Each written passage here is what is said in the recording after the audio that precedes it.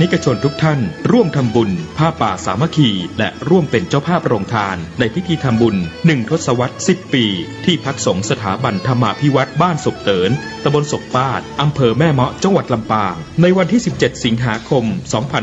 2565 เวลา 9 นาฬิกาถึง 15 นาฬิกา 30 นาทีบุญใหญ่ 10 ปีมีครั้งเดียวท่านสามารถร่วมทำบุญและเป็นเจ้าภาพโรงทานผ่านบัญชีธนาคารกรุงไทยสาขาประตูชัยชื่อบัญชี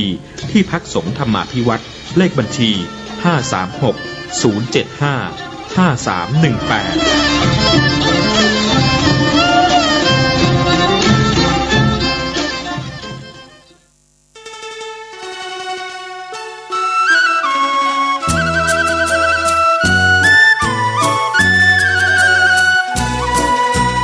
ความเจริญมั่นคงอยู่ที่ความเสียสละอดทนมั่นคงแข็งแรงแสวงหาความรู้ต่อสู้อุปสรรคกำจัดสิ่งเสี่ยงติดเสริมสร้างชีวิตพอมีพอเพียงพระบาทสมเด็จพระเจ้าอยู่หัวท่านรับสั่งให้ใช้ชีวิตพอมีพอเพียงเราก็อยู่กันได้เพราะฉะนั้นคนไทยต้องสมัครสมานสามัคคีหันหน้าเข้าหากันปรึกษาหากันรักกันฉันพี่น้องเราก็จะอยู่ได้เพราะเวลานี้ยุคโลกาภิวัตน์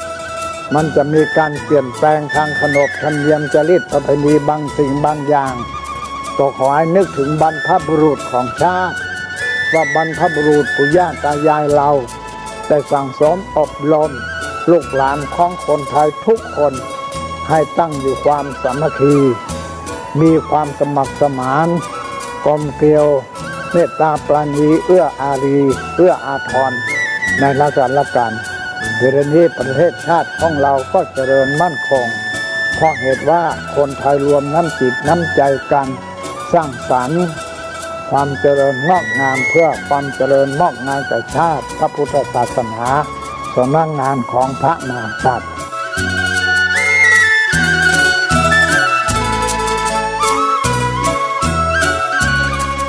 ธรรมะข้อคิดจากพระเดชพระคุณท่านเจ้าคุณพระเทพวิสุทธิคุณด้วยความปรารถนาดีจากสถานีวิทยุพระพุทธศาสนาคลื่นธรรมะเพื่อประชาชน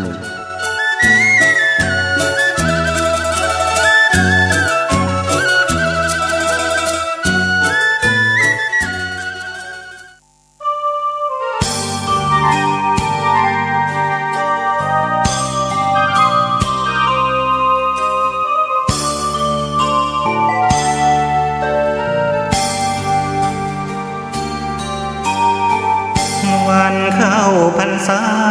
เรามาร่วมใจเลิกดื่มสุราเมลัยถวายเป็นพุทธบูชาทุกสิ่งเสพติดทำลายชีวิตทั้งใจวาจาผิดศีลข้อที่5สาเหตุให้เกิดเพศภัยใช้สติไตรตรองให้ลองคิดดูเหล้ายานั้นคือศัตรูก็กินทรัพย์สินภายในทำร้ายครอบครัวไร้ความสุขลูกเมียทุกใจเงินทองที่หามาได้สลายไปกับน้ำเมาตั้งจิตอธิษฐานสาบานไว้ว่าวันเข้าพรรษาเลิกราแล้วเข้าวัดทำบุญกันเถิดพวกเราให้พระปัดเกลากิเลสเบาบางหลวงพ่อเจ้าคุณท่านคอยห่วงใยอยากเห็นครอบครัวสดใสปลอดภัยในทุกทางเลิกเมาแล้วขับ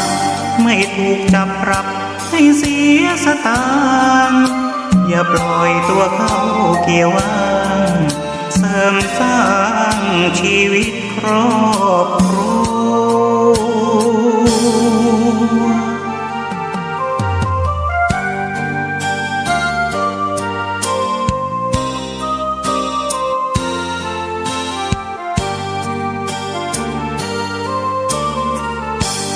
ตั้งจิตอธิษฐานสาบานไว้ว่าวันเข้าพรรษาเลิกราแล้วเข้าวัดทำบุญกันเถิดพวกเราให้พระปัดเกลากิเลสเบาบางหลวงพ่อเจ้าคุณท่านคอยห่วงใยอยากเห็นครอบครัวสดใสปลอดภัยในทุกทางเลิกเมาแล้วขับไม่ถูกจับปรับให้เสียสตางค์อย่าปล่อยตัวเข้าเกี่ยววางเสริมสร้างชีวิตครอบครัว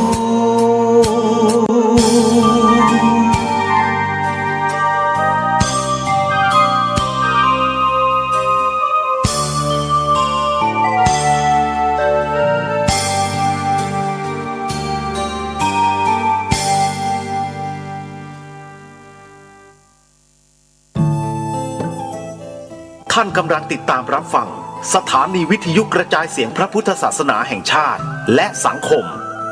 คลื่นเพื่อการศึกษาพระพุทธศาสนาและวัฒนธรรมระบบ FM 104.5 เมกะเฮิรตซ์ รายการต่อไปเป็นรายการคดีโลกคดีธรรม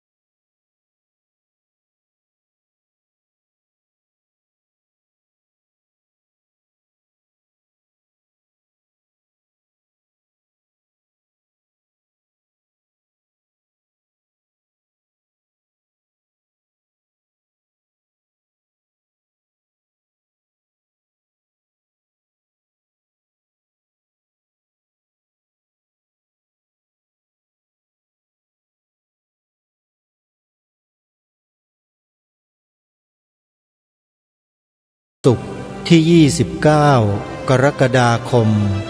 พระพุทธศักราช 2565 รายการคดีโลกคดีธรรมมาพบกับท่านผู้ฟังเป็นปกติทุกวันจันทร์ถึงวันศุกร์และวันเสาร์อาทิตย์ทางสถานีวิทยุแห่งนี้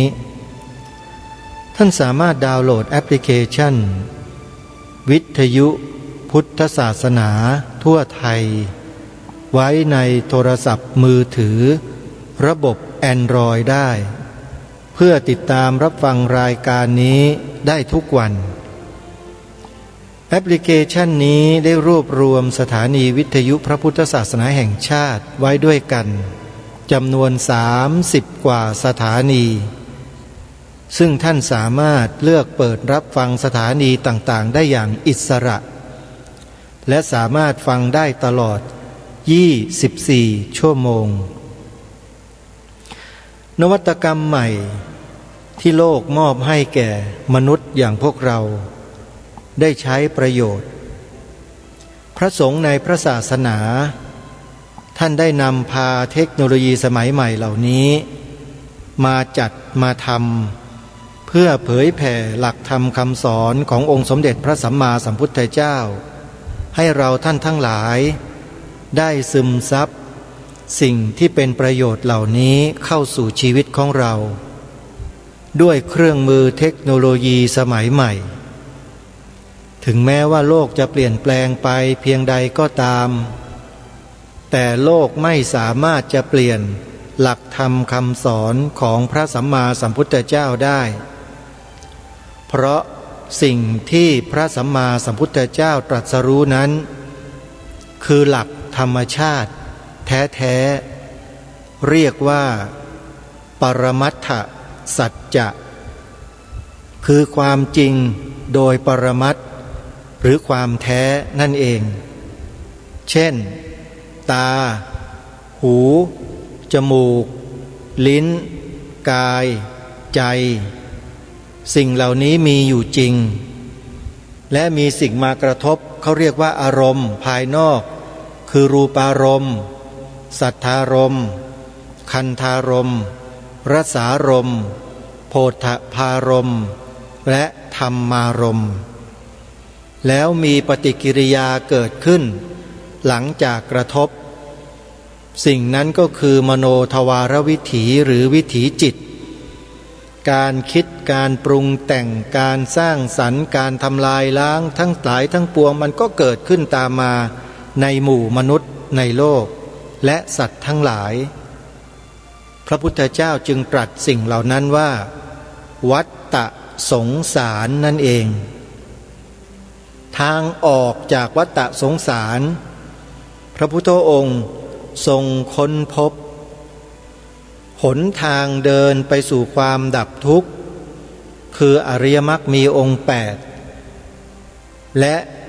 ความดับทุกข์มีปรากฏอยู่ในอริยสัจสี่นี่คือธรรมสูงสุดที่องค์สมเด็จพระสัมมาสัมพุทธเจ้าตรัสแสดงไว้ในวันอาสาฬหบูชาที่ผ่านมาเมื่อก่อนวันเข้าพรรษา1 วันซึ่งทางรายการก็ได้สืบเนื่องเนื้อหาวันอาสาฬหบูชา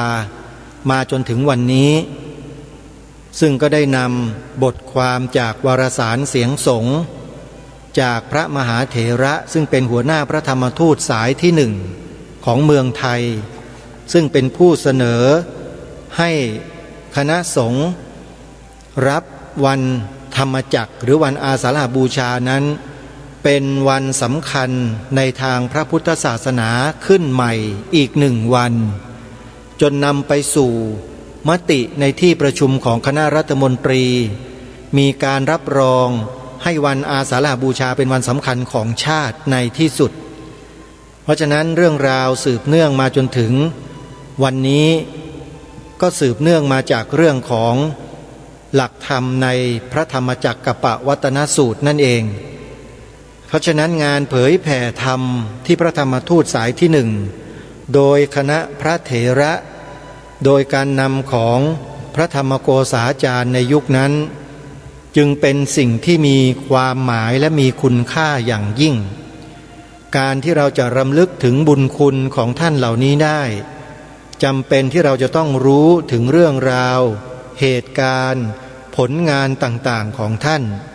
ซึ่งท่านก็ได้ทำเอาไว้เป็นหลักฐานมาจนถึงรุ่นของเราอาตมภาพในฐานะที่มีข้อมูลเหล่านี้อยู่ในมือจึงได้นำเสนอให้พวกเราได้สดับรับฟังถึงผลงานถึงความยากลำบากถึงการปฏิบัติหน้าที่ของท่านเหล่านั้นเมื่ออดีตให้เรารำลึกถึงบุญคุณของท่านทั้งหลายเหล่านั้นเพื่อเราจะได้สารต่อแนวทางในการดำเนินวิธีการเผยแผ่พระพุทธศาสนากันต่อไปเพราะฉะนั้นเรายังอยู่ในช่วงหรือในห้วงของวันอาสาฬหบูชากันอยู่นะโยมนะวันนี้เดี๋ยวจะได้นำเนื้อหาสาระที่เกี่ยวกับการทำงานของพระธรรมทูตสายที่1มาอ่านให้พวกเราได้สดับรับฟังกันต่อซึ่งในวันนี้ก็จะได้นำเสนอในตอนที่คณะพระธรรมทูตได้เดินทางไปที่จังหวัดกาญจนบุรีไปที่อำเภอทองผาภูมิไปที่เหมืองปีล็อกซึ่งเป็นเหมืองที่เก่าแก่ที่สุดแห่งหนึ่งของประเทศไทยของเราในปัจจุบันนี้เหมืองเหล่านั้นก็ถูกปิดตัวตายไปแล้วนะเราจะได้รู้ถึงบรรยากาศของเหมืองแร่ในสมัยอดีตจากคำบอกเล่าจากบันทึกรายงานของคณะพระธรรมทูตเหล่านี้ให้เราได้รู้จักกันด้วยและเดี๋ยวเราไปติดตามรับฟังพร้อมๆกันต่อเนื่องจากเมื่อวานก่อนที่จะเข้าสู่เนื้อหาสาระในวันนี้ก็ขอแจ้งข่าวประชาสัมพันธ์ให้กับญาติโยมสาธุชนได้ทราบถึงกิจกรรมที่ครูบาอาจารย์ของเรา ท่านกำลังดำเนินอยู่ แล้วก็ขอเชิญชวนสาธุชนได้มีส่วนร่วมที่วัดหนองกายอำเภอแม่แตงจังหวัดเชียงใหม่กำลังสร้างอุโบสถรูปทรงเจดีย์พุทธคยาและในปีนี้เนี่ยจะมีการทอดกฐินสามัคคีเกิดขึ้นในช่วงหลังออกพรรษาด้วยถ้าใครที่สนใจจะมีส่วนร่วมทอดกฐินสามัคคีของวัดหนองกายก็สามารถติดต่อขอทราบรายละเอียดได้โดยตรง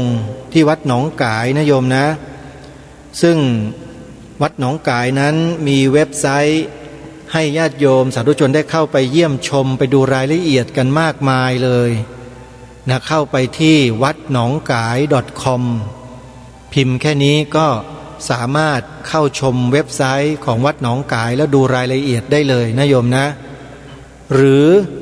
โยมจะโทรศัพท์เข้าไปสอบถามโดยตรงที่วัดหนองกายที่หมายเลขโทรศัพท์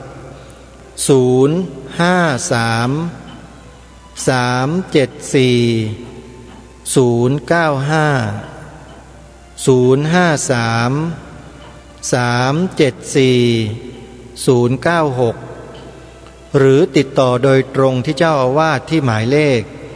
062-424-9659และ083-789-3642นี่ก็เป็นหมายเลขโทรศัพท์ของวัดหนองกายนะโยมนะใครที่จะร่วมสร้างอุโบสถรูปทรงเจดีย์พุทธคยาให้กับวัดหนองกายก็สามารถร่วมบุญกันได้ก็ขอเรียนเชิญเจริญพรสาธุชนได้มีส่วนร่วมโดยพร้อมเพรียงกันและอีกวัดหนึ่งที่กำลังสร้างอุโบสถหลังใหญ่ที่จังหวัดเลยอยู่ที่อำเภอนาด้วงนั่นก็คือวัดป่าจริยธรรมตำบลนาดอกคำอำเภอนาด้วงจังหวัดเลยใครต้องการมีส่วนร่วมก็สามารถโทรศัพท์เพื่อสอบถามรายละเอียดได้ที่หมายเลข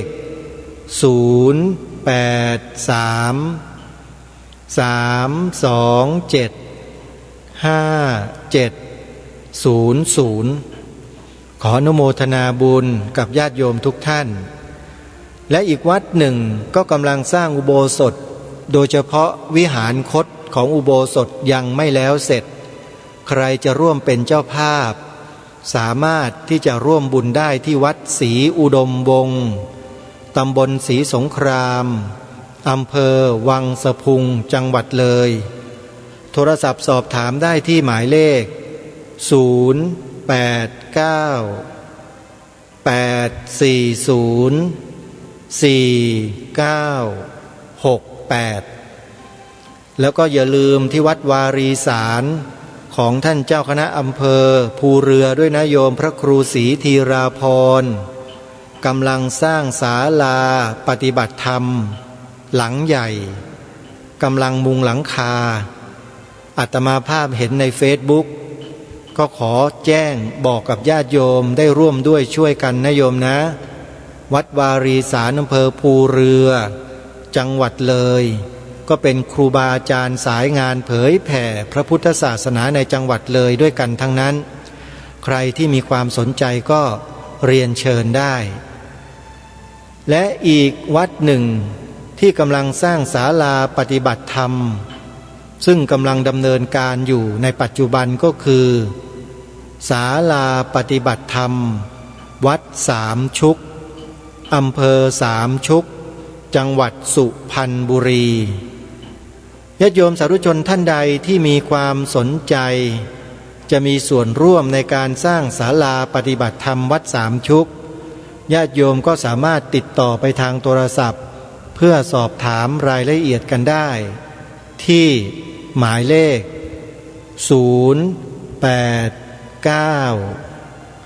000 84 วัดส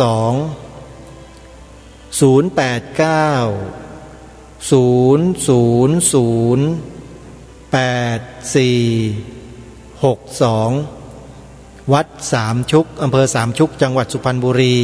สร้างศาลาปฏิบัติธรรมนะโยมนะนี่ก็เป็นข่าวประชาสัมพันธ์ในเบื้องต้นเมื่อวานนี้ต้องขออนุโมทนาบุญกับญาติโยมสาธุชนที่เดินทางไปมีส่วนร่วมในการปลูกป่าเฉลิมพระเกียรติที่วัดป่าจริยธรรมอำเภอนาด้วงจังหวัดเลยทุกท่านทุกคนนะโยมนะกิจกรรมการปลูกป่านี้เป็นแนวพระราชดำริที่องค์พระมหากษัตริย์ไทยของเราทรงโปรดเป็นอย่างมากแล้วการที่วัดป่าจริยธรรมเป็นต้น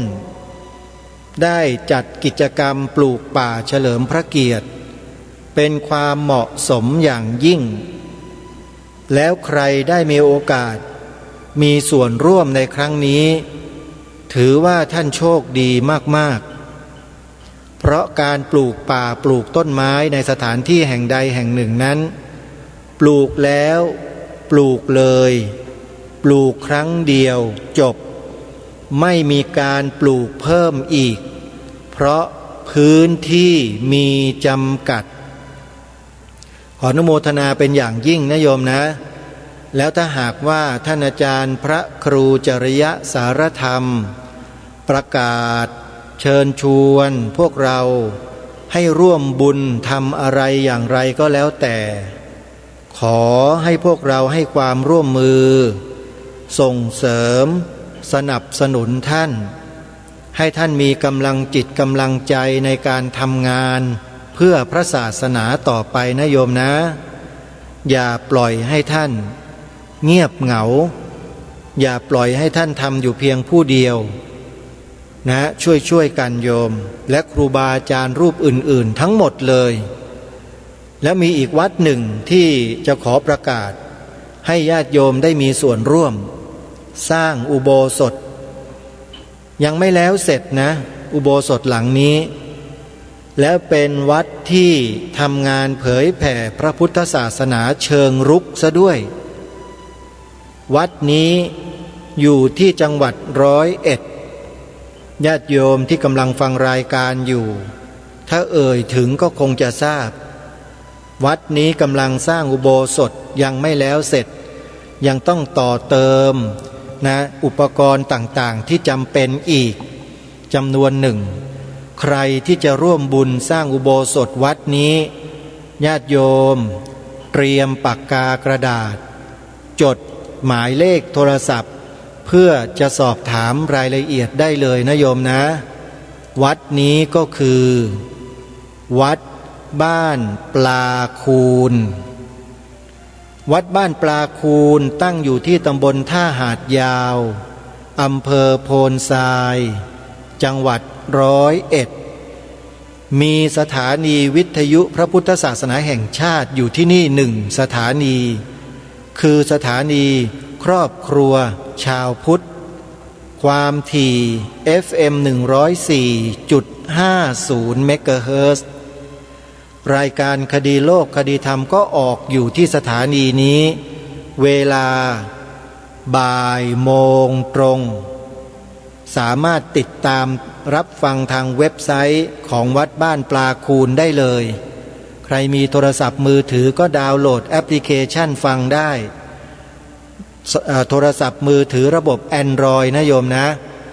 เบอร์โทรศัพท์ที่วัดบ้านปลาคูนที่ญาติโยมสามารถจะโทรเข้าไปเพื่อร่วมทำบุญสร้างอุโบสถได้ก็คือ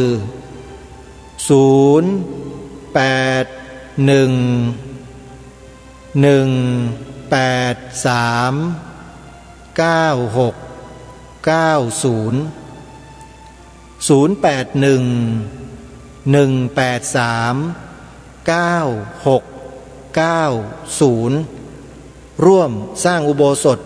ของวัดบ้านปลาคูนตำบลท่าหาดยาวอำเภอโพนทรายจังหวัด101ให้แล้วเสร็จนะโยมนะช่วยกันโทรศัพท์ไปตามหมายเลขที่แจ้งไปแล้วนั้นเพื่อสอบถามรายละเอียด นี่ก็เป็นข่าวประชาสัมพันธ์ในวันนี้ที่แจ้งบอกอนุโมทนาบุญเชิญชวนญาติโยมได้มีส่วนร่วมกับครูบาอาจารย์ของเราในแต่ละสถานที่ครูบาอาจารย์เหล่านี้ท่านทำงานเผยแผ่พระพุทธศาสนาเป็นหลักอยู่ในพื้นที่ต่างๆเหล่านั้นไม่ได้ไปไหนเลยไปแล้วก็ต้องรีบกลับมาดูแลสถานีวิทยุของท่านตลอดเพราะฉะนั้นอีกภาระหนึ่งที่ญาติโยมจะต้องช่วยครูบาอาจารย์เหล่านี้ก็คือค่า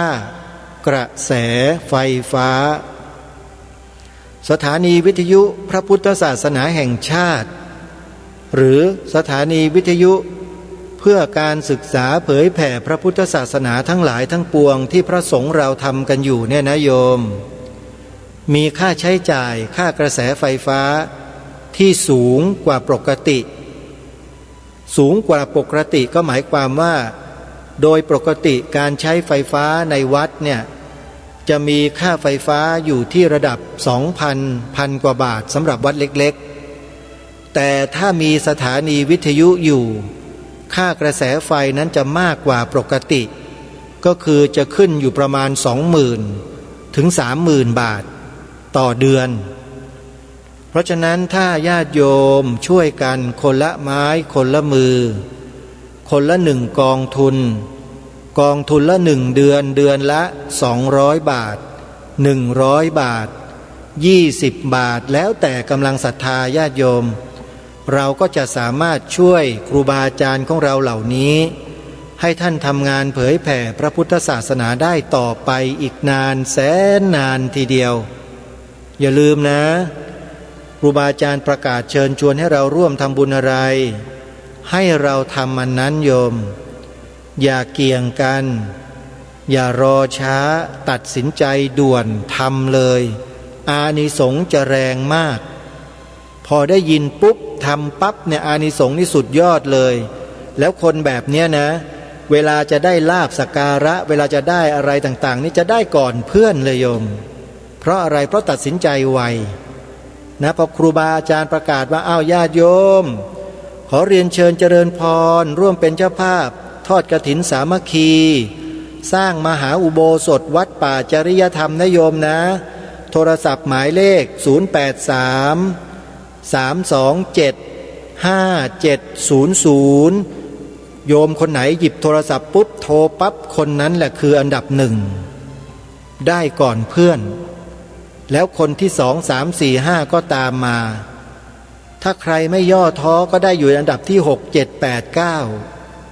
10 11 12เรื่อยไปแต่ทุกคนได้หมดนะแต่จะได้ก่อนได้หลังเท่านั้นเองอันนี้ขึ้นอยู่กับความตั้งใจที่เต็มที่ของแต่ละท่านอันเนี้ยก็ขอแจ้งขอบอกเอาไว้เอาบุญกันนะโยมนะอาตมาภาพเองนั้นถ้าได้ยินข่าวงานบุญอะไรก็ตามเข้าหูตัวเองมีคนพูดมีคนกล่าวเนี่ยก็จะเริ่มตัดสินใจแล้วก็ดำเนินการบริจาคในเวลานั้นทันทีเหมือนกันมากน้อยไม่สำคัญแต่ขอให้ได้มีส่วนร่วมเอาไว้ก่อนนะนี่คือการทำบุญในพระพุทธศาสนาที่ได้อานิสงส์แรงก็คือการตั้งใจตัดสินใจอย่างเด็ดเดียวแล้วดำเนินการทำทันทีเพราะฉะนั้นค่ากระแสไฟฟ้าเนี่ยโยมต้องจ่ายทุกวันเลยนะจ่ายทุกวันแล้วสะสมเป็นเดือนหนึ่งบินมันก็จะส่งมาที่วัดก็จะให้ลูกศิษย์ไปจ่ายให้หรือจะโอนเข้าบัญชีของการไฟฟ้าก็แล้วแต่เดี๋ยวนี้ความสะดวกมันเยอะนะโยมนะแต่ที่แน่ๆก็คือว่าการทำบุญทุกวันนี้ก็สะดวกแต่ญาติโยมไม่ทราบว่าจะใช้เทคโนโลยีสมัยใหม่เป็นกันหรือเปล่าเดี๋ยวนี้เขาโอนเงินทำบุญกันทางโทรศัพท์มือถือกันแล้วนะโยมปรับปรุงพัฒนาตัวเราเองด้วยนะไม่ใช่ว่าพอจะทำบุญก็อยากจะไปแต่วัดทั้งที่เดินทางไปลำบากหาคนขับรถก็ไม่ได้ใช้วิธีการโอนปัจจัยทำบุญทางโทรศัพท์มือถือโยมเปิดบัญชีธนาคารไว้หรือเปล่ามีไหมถ้ามีบัญชีธนาคารเมื่อโยมไปธนาคารครั้งใดเนี่ย นำโทรศัพท์มือถือของโยมที่ใช้อินเทอร์เน็ตได้นะต้องมีอินเทอร์เน็ตด้วยนะไปแจ้งบอกกับเจ้าหน้าที่ธนาคารบอกว่าให้ดาวน์โหลดแอปของธนาคารไว้ในโทรศัพท์ให้หน่อยแล้วให้เขาสอนวิธีการใช้แต่อันตรายนะโยมอย่าไปบอกรหัสเขาเด็ดขาดรหัสประจำตัวของเราที่จะเปิดแอปเนี่ยอันเนี้ยสำคัญมากเราต้องจำไว้เพียงผู้เดียวห้ามบอกใครเป็นอันขาดไม่เช่นนั้นเงินหมดธนาคารแน่หมดบัญชีขออภัยเงินหมดบัญชีแน่นอนมันขโมยเกลี้ยงเลยเพราะฉะนั้นเรื่องรหัสเปิดแอปพลิเคชันธนาคารเนี่ยอย่าให้ใครรู้จำให้ได้อันเนี้ยมันเป็นดาบสองคมเหมือนกันญาติโยมหลายคนบางคนพอได้ยินอย่างนี้แล้วก็ไม่กล้าใช้กันเลยไม่ต้องกลัวโยมของเหล่านี้ถ้าเราศึกษาเรียนรู้มันให้ดีทำความเข้าใจให้ดีแล้วก็ไม่ประมาทไม่หลงเชื่อใครง่ายๆเนี่ยปลอดภัยตลอดกาลฮะอย่างครูบาอาจารย์เราทุกๆรูปท่านก็ใช้แบบนี้ทั้งหมดแล้วท่านก็ไม่พยายามที่จะเปิดเผยข้อมูลอะไรทั้งสิ้นไม่ว่าจะทางโลกโซเชียลมันจะส่งข้อมูลมาลวงล่อหลอกลวงขนาดไหนครูบาอาจารย์เหล่านี้ก็ไม่ยอมที่จะโง่ที่จะไปกรอกข้อมูลให้กับไอ้พวกสื่อเหล่านี้เด็ดขาดแล้วก็ไม่ยอมที่จะเปิดดูไอ้คลิปนู้นคลิปนี้เว็บนั้นเว็บนี้ที่มันส่งมาเป็นข้อความเมสเสจอะไรต่างๆหรือเป็นข้อความ SMS เนี่ยไม่เปิดไม่ดูมันซะอย่างหนึ่งลบทิ้งลบทิ้งลบทิ้งจบแต่ทีนี้คนเรามันอยากรู้อยากเห็นมันลุแก่อำนาจของความอยากพออยากเท่าไหร่โลภมากเท่าไหร่ลาภมันก็หายหมดไม่มีเหลือเลยเห็นไหมเพราะฉะนั้นอย่าไปโลภอย่าไปอยากรู้อยากเห็นอย่าไปอยากยุ่งเรื่องชาวบ้านเขาโยมไม่ดีหรอกดูจิตดูใจดูกายวาจาของเรานี่แหละดีที่สุดทำในสิ่งที่เราถนัดทำในสิ่งที่เรานั้นมีความชำนาญชำนิเฉพาะทางของเราถนัดอะไรเราก็ทำสิ่งนั้นแล้วทำด้วยจิตใจที่ซื่อสัตย์สุจริตด้วยความบริสุทธิ์ใจนะอย่าทำเพื่อหวังผลตอบแทนทำอะไรก็ตามเถอะอย่าหวังผลตอบแทนแต่อธิษฐานได้อธิษฐานขอทำสิ่งนี้ข้าพเจ้ามีความตั้งใจจริงขอทำสิ่งนี้ให้เกิดเป็นโพธิเป็นผลขึ้นมาแล้วความสำเร็จนั้นจงบังเกิดเมื่อผลนั้นสำเร็จด้วยเถิดมันจะเกิดกับใครล่ะผลมันก็เกิดกับคนที่ทำเท่านั้นแหละมันจะไปเกิดกับคนอื่นได้ยังไงใช่ไหมเนี่ยบางทีเราไม่เข้าใจในเรื่องของธรรมชาติเราก็ไปตีโพยตีพายไปเชื่อพวกเหล่าคนพาลที่สร้างวาทกรรมขึ้นมาบอกว่าทำดีได้ดีมีที่ไหนทำชั่วได้ดีมีถมไปอันนี้เป็นคำของพวกคนพาลทั้งนั้นใครที่อยากจะเป็นคนพาลก็นำเอามาเผยแพร่เยอะๆนะโยมนะแต่ที่กล่าวไปเมื่อสักครู่นี้เป็นแค่ยกตัวอย่างเฉยๆไม่ได้นำมาเผยแพร่นะโยมอย่าไปเอาอย่างทำดีได้ดีทำชั่วได้ชั่วจบปิดประตูหมดเลยหลักนี้ถูกต้องที่สุดเท่านั้นถ้าอย่างอื่นผิดเพราะฉะนั้นจึงขอฝากเราท่านทั้งหลายให้พินิจพิจารณาไตร่ตรองใคร่ครวญสิ่งต่างๆเหล่านี้ให้ดีก่อนที่เราจะดำเนินการก่อนที่เราจะกระทำอะไรลงไปก็แล้วแต่ถ้าเราทำบนพื้นฐานของความไม่รู้ไม่เข้าใจมันเป็นอันตรายแต่ถ้าเรามีความรู้ความเข้าใจดีแล้วมีความมั่นใจแล้วทำไปเลยไม่ต้องฟังเสียงใครทั้งนั้นทำไมล่ะก็เพราะสิ่งที่เราพูดเราทำอยู่เราคิดอยู่เป็นสิ่งที่ถูกต้อง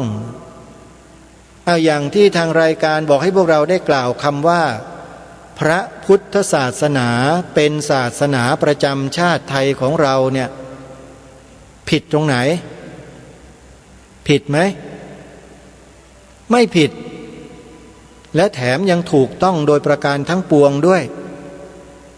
แล้วใครมันจะมีปัญหานักหนาแล้วกับการกล่าวคำนี้เนี่ยคนไหนล่ะ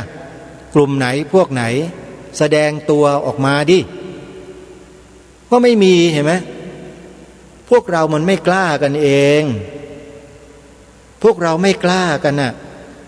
ขาดความกล้าตัวเดียวทุกอย่างก็จบหมดเลยมันเดินไปข้างหน้าไม่ได้เลยเพราะขามันก้าวไม่ออกไอ้ความกลัวนี่มันทำให้อะไรขาสั่นก้าวไม่ออกพระคุณเจ้าโยมไม่กล้า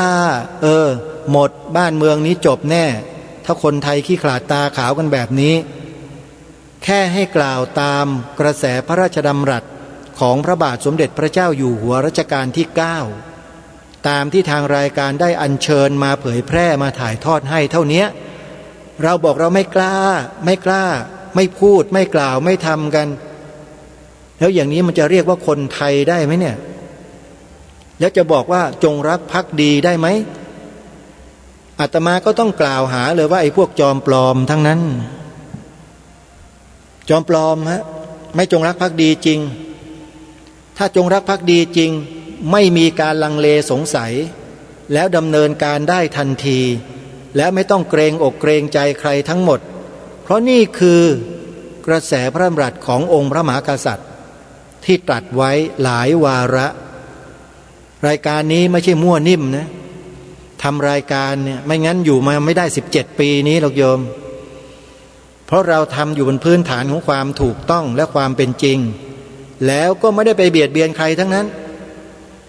การกล่าวคำว่าพระพุทธศาสนาเป็นศาสนาประจำชาติไทยของเราเนี่ยไปเบียดเบียนใครตรงไหนใครเดือดร้อนมั่งว่ามาไม่มีแต่มันมีคนสะดุ้งฮะมันสะดุ้งเพราะอะไรเพราะมันเป็นงัวสันหลังหวะพวกงัวสันหลังหวะเนี่ยถ้าสาธยายวันนี้ก็สาธยายไม่จบเพราะมันไปทำอะไรต่อไม่อะไรที่มันเป็นแผลอยู่บนหลังไว้เยอะแมลงวันแมลงหวี่บินมาตอมมันก็ตกอกตกใจอยู่ไม่เป็นสุขไอ้พวกเนี้ยมันมีวิปฏิสารอยู่ในใจตลอดนี่พระพุทธเจ้าตรัสไว้คนที่มันมีความทุจริตอยู่ข้างในใจเนี่ยมันไม่มีความสุขหรอกถึงมันจะมีตำแหน่งแห่งที่ใหญ่โตในบ้านในเมืองจะร่ำรวยขนาดไหนจะมีชื่อเสียงเกียรติยศเพียงใดแต่จิตใจยังทุจริตอยู่ไม่มีความสุขเลยเพราะฉะนั้นเราเป็นผู้ที่รักษาความสุจริตรักความสุจริตเราจงทำจงพูดจงคิดในสิ่งที่เราควรทำเถอะอย่ารอช้ากันอยู่เลยสิ่งที่ทางรายการคดีโลกคดีธรรมได้รณรงค์แนะนำให้พวกเราได้ร่วมกันทำเนี่ยเพื่อประโยชน์ส่วนรวมไม่ใช่ประโยชน์ส่วนตนเลยการกล่าวการช่วยกันพูดการช่วยกันเผยแพร่ให้ลูกหลานเยาวชนเรากล่าวตามองค์พระมหากษัตริย์ว่าพระพุทธศาสนาเป็นศาสนาประจำชาติไทยของเราเนี่ย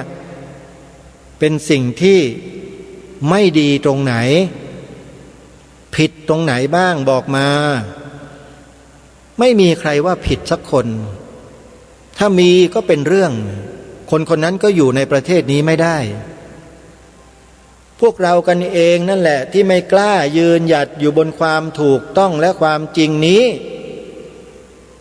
ทางรายการพยายามบอกพวกเรามานานแล้วนะให้พวกเราได้ร่วมด้วยช่วยกัน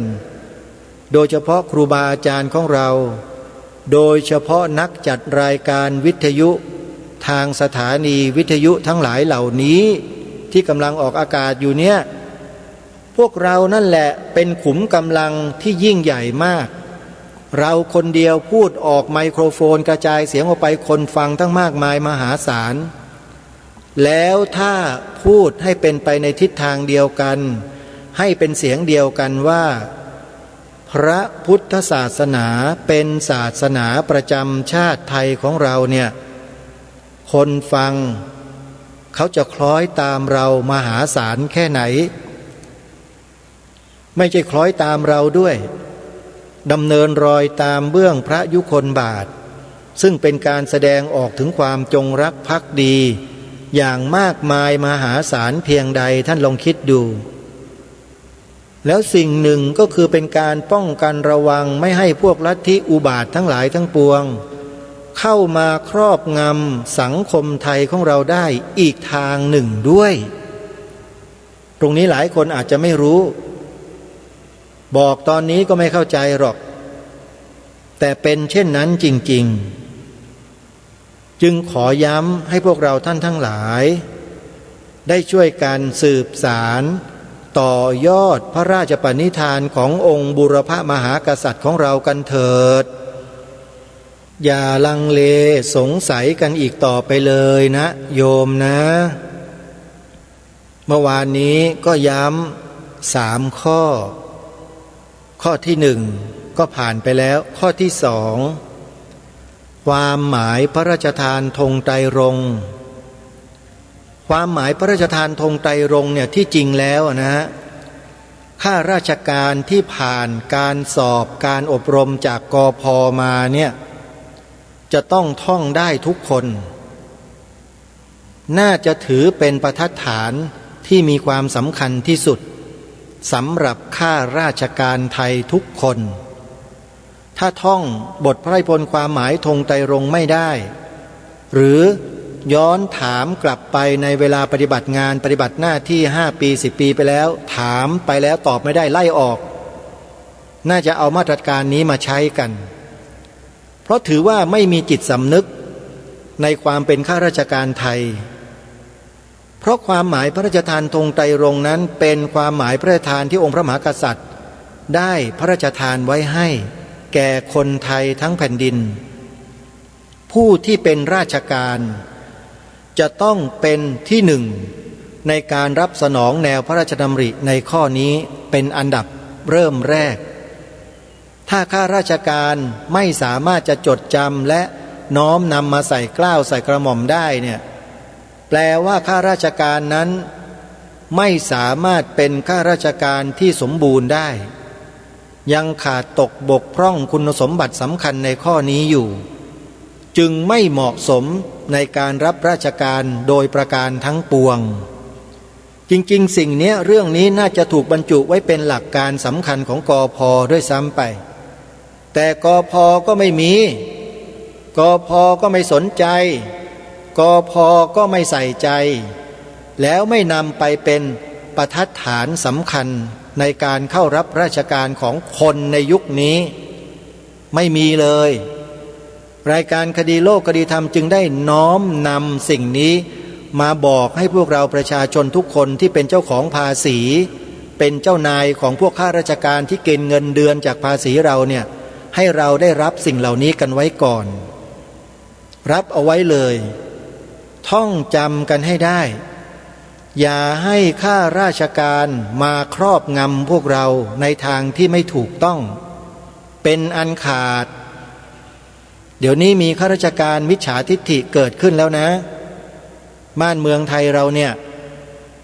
ถ้าไม่เชื่อก็ลองดูดิไปสืบดูได้ข้าราชการที่ไม่เห็นด้วยกับสิ่งที่ทางรายการคดีโลกคดีธรรมได้อัญเชิญมาที่เป็นขององค์พระมหากษัตริย์น่ะมีแล้วนะอันนี้แหละเขาเรียกว่าข้าราชการมิจฉาทิฏฐิแล้วเราจะปล่อยให้ข้าราชการมิจฉาทิฏฐิเกิดขึ้นเต็มบ้านเต็มเมืองอย่างนั้นหรือบ้านนี้เมืองนี้เป็นเอกราชนครนะไม่ได้เป็นทาสใครแล้วเราจำเป็นที่จะต้องรักษาความเป็นเอกราชของชาติเราไว้ด้วยวิธีการเหล่านี้สิ่งเหล่านี้ที่ทางรายการนำมาเสนอเนี่ยเป็นสิ่งที่บ่งบอกถึงความเป็นเอกราชของชาติบ้านเมืองไทยพระพุทธศาสนาเป็นศาสนาประจำชาติไทยก็ดีก็เป็นเครื่องบ่งบอกถึงความเป็นเอกราชของชาติความหมายพระราชทานธงไตรรงค์3 สี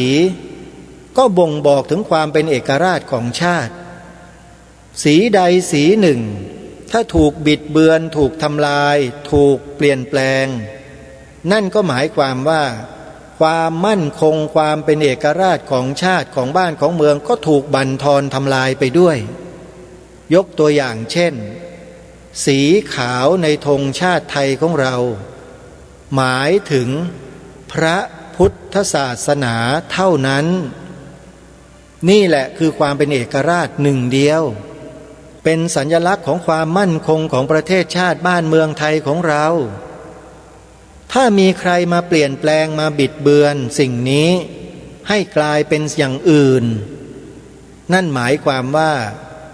ความเป็นเอกราชของชาติเราก็ดีความมั่นคงของชาติเราก็ดีก็จะถูกเปลี่ยนแปลงและบ่อนทำลายไปด้วยเห็นไหมฮะแล้วอันสุดท้ายอันนี้เป็นเรื่องเฉพาะตนของพวกเราทุกคนเลยแล้วถามว่ามีความจำเป็นไหมมันมีความจำเป็นเพราะเรื่องส่วนตนที่จะกล่าวต่อไปนี้เนี่ยมันหมายถึงประโยชน์ของส่วนรวมคือการขึ้นทะเบียนเขียนใบสมัครปฏิญาณตนเป็นพุทธมามกะตลอดชีวิตตามรอยเบื้องพระยุคลบาทอันนี้ก็เป็นเรื่องที่สำคัญเรากระทำตามองค์พระมหากษัตริย์ของเราพระประมุขของแผ่นดินของเราเราไม่ได้ไปทำตามนักการเมืององค์พระประมุขของแผ่นดินเป็นที่เคารพเป็นที่เทิดทูนบูชาเป็นที่ศรัทธาของพวกเราชาวไทยไม่ใช่นักการเมือง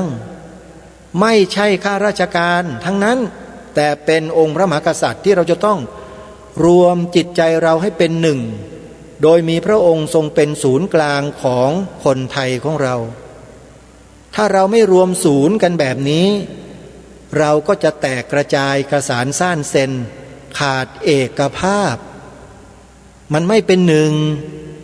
แล้วก็ถูกแบ่งแยกแล้วก็ถูกนำไปทะเลาะเบาะแว้งกันเข็นฆ่าทำลายล้างกันในที่สุดจุดแค่นี้แหละที่เราเองมองกันไม่เห็นเราไม่รู้ถึงว่าความสำคัญมันมีความสำคัญเพียงใดแล้วก็มากล่าวหาโจมตีรายการคดีโลกคดีธรรมอยู่นั่นแหละหาว่าทำอะไรเด็กๆเหมือนเด็กอนุบาลบ้างอะไรบ้างท่านสาธุชนทั้งหลาย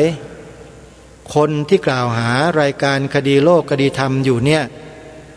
ท่านจับตาดูคนพวกนี้ไว้ให้ดีนะโบราณท่านบอกพวกเราเตือนพวกเราไว้ว่าระยะทางพิสูจน์ม้าการเวลาพิสูจน์คนที่ว่าอาตมาไว้คนที่พยายามกล่าวหาใส่ร้ายรายการคดีโลกคดีธรรมไม่ว่าด้วยกรณีใดก็แล้วแต่ท่านคอยติดตามดูคนเหล่านี้ไว้นะตามดูไปจนกระทั่งถึงที่สุดนั่นแหละเพราะมันต้องใช้เวลาแล้วเวลานั่นแหละจะเป็นเครื่องพิสูจน์ให้เราเห็นสำหรับรายการคดีโลกคดีธรรมนั้นท่านไม่ต้องมาเสียเวลาดูหรอกเพราะอาตมาภาพอยู่ในรายการนี้ตลอดมาแล้วก็ตลอดไปจะอยู่ได้นานไม่นานก็ขึ้นอยู่กับสถานีวิทยุว่าสถานีนั้นยังออกอากาศได้หรือไม่ถ้ายังออกอากาศได้อยู่รายการนี้ก็ยังอยู่แต่ถ้ารายการนี้หายไปจากสถานีวิทยุใดก็แปลว่าสถานีวิทยุนั้นมีความผิดปกติอย่างใดอย่างหนึ่งแล้วญาติโยมก็ไปสอบถามกันเองนะอาตมาไม่ทราบอันนี้ต้องขอฝากไว้พวกเราช่วยกันนะสิ่งที่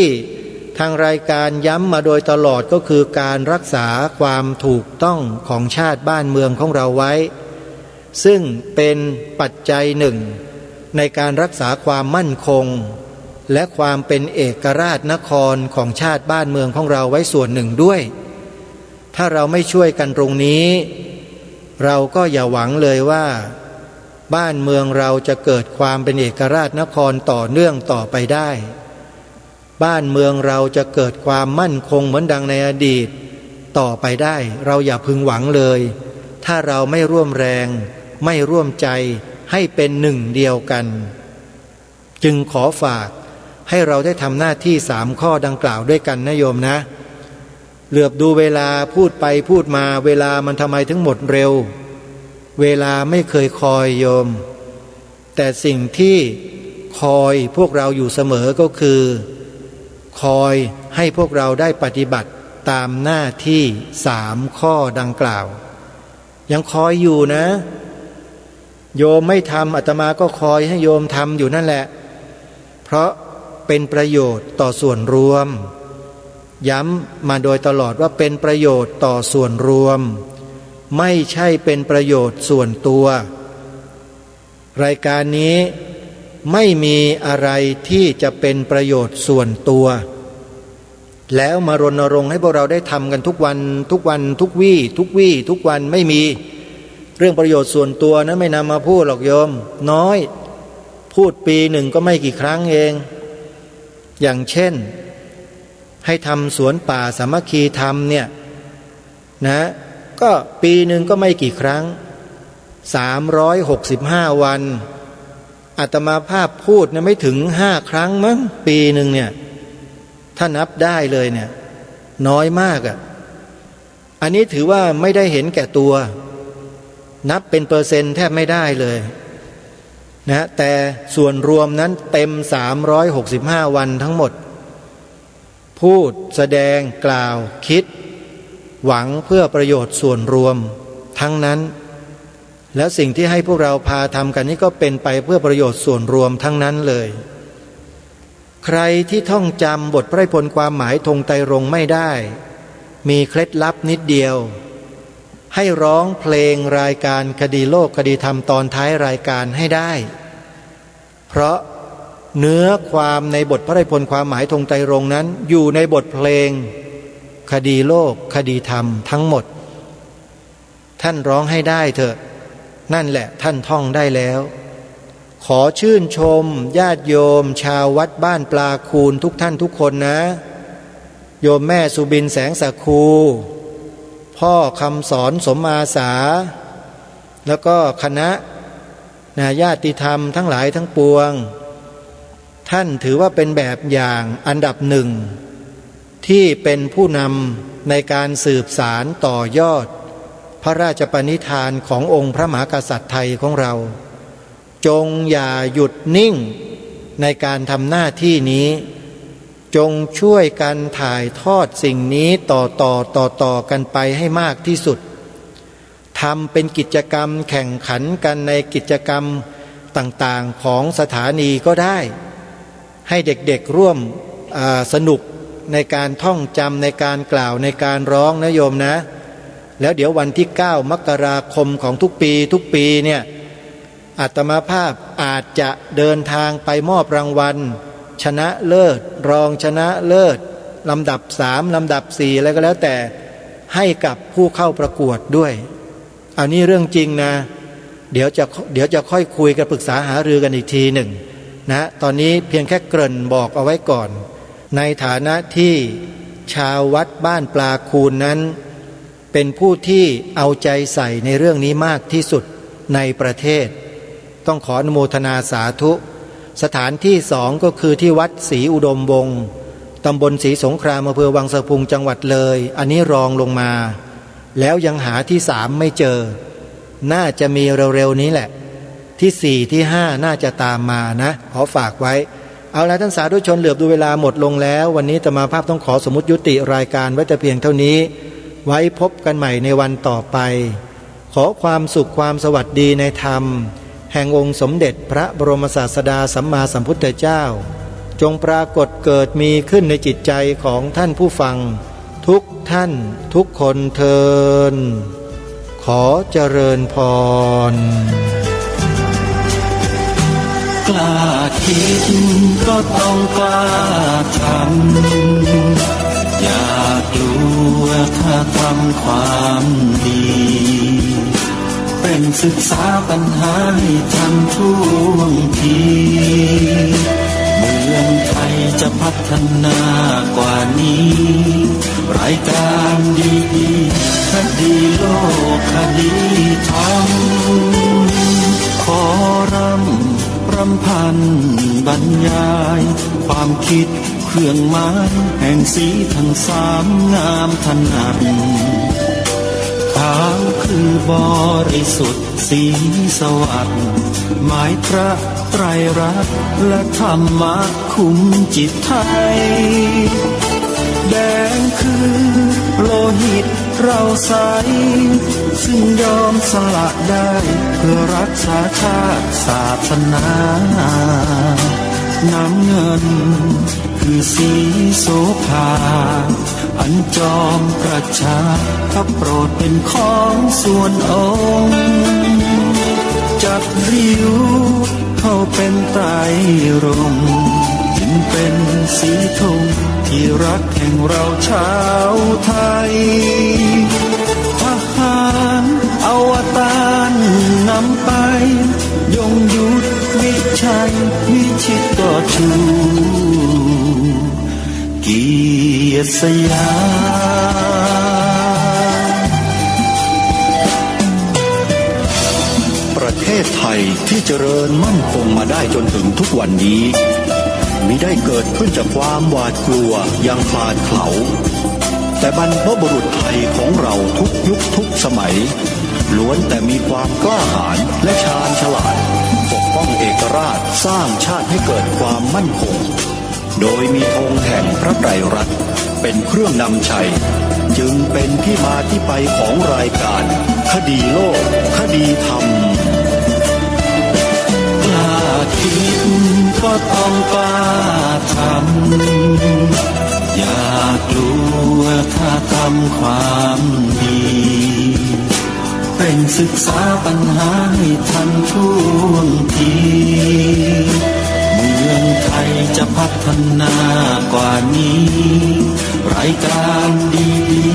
คดีโลกคดีธรรมรายการดีคดีโลกคดีธรรม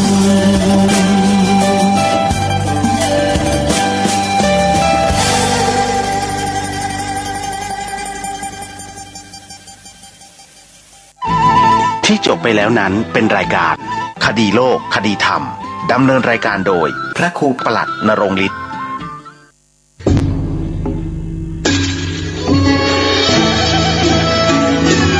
ขอเชิญพุทธศาสนิกชนทุกท่านร่วมทำบุญผ้าป่าสามัคคีและร่วมเป็นเจ้าภาพโรงทานในพิธีทำบุญ1 ทศวรรษ 10 ปีที่พักสงฆ์สถาบันธรรมาภิวัตรบ้านศพเตินตำบลศพปาดอำเภอแม่เมาะจังหวัดลำปางในวันที่ 17 สิงหาคม